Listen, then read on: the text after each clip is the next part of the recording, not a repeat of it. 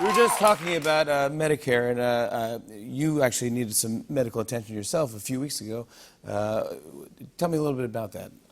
I was in Las Vegas. We had an event, and for the first time in my life, I had to sit down. I was just feeling very, very tired, and then I felt this pain in my chest. Got back. We left the event and got in the car, and we knew something was wrong. We went to an urgent care place right near the hotel, and they said, "You're having a heart attack." We got to a hospital very, very quickly, and the care there was great. The doctors were great, and I had 2 stents put in because it turned out that one of my arteries was blocked up.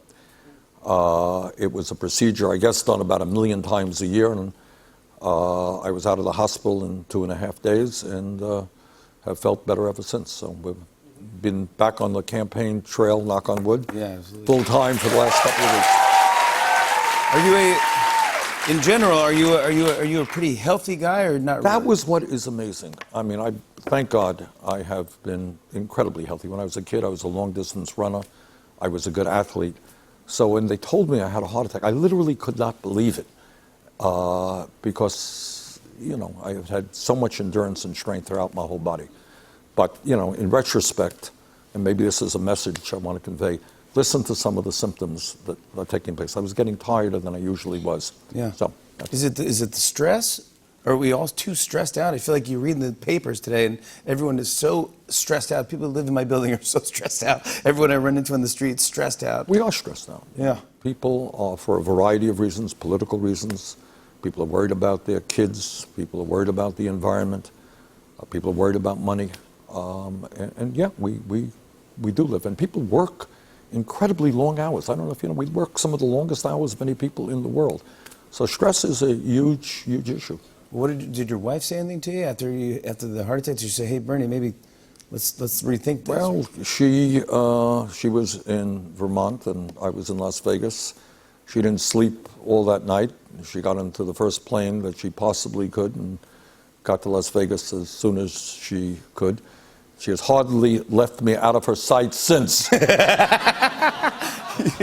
Yeah.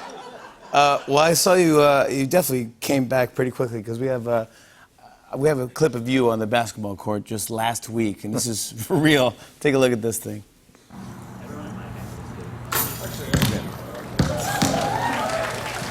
That's a low basketball, right? Maybe that's Oh my God! So now, do you think you can do that again while we continue the interview? Why not? Let's do it, buddy. Come on. All right. Now this is a free throw challenge. I'm going to ask you some questions while shooting, and then you will have to answer them while shooting. While shooting. Okay, yeah. Maybe should I go first? Maybe see if you beat me. There you go. I'm not that good, actually. But here we go. All right, good.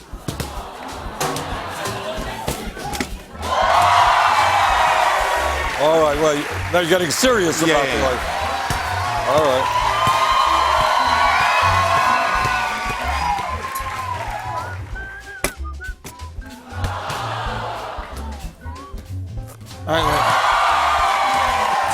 All right, before we continue, wait, hold on a second.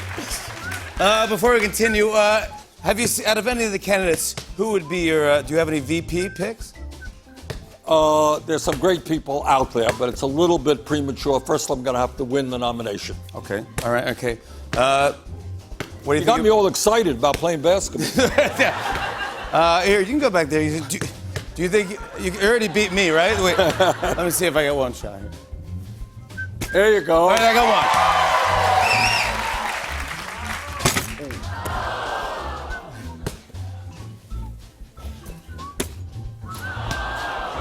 Do you think that you have a real shot at this?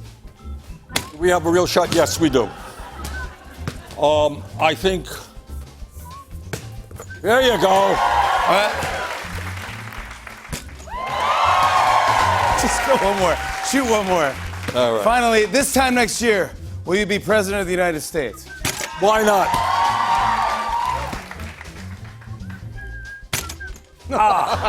Come on. Don't dunk it, please. Senator Bernie Sanders, everybody. Catherine Langford joins us after the break. Stick around.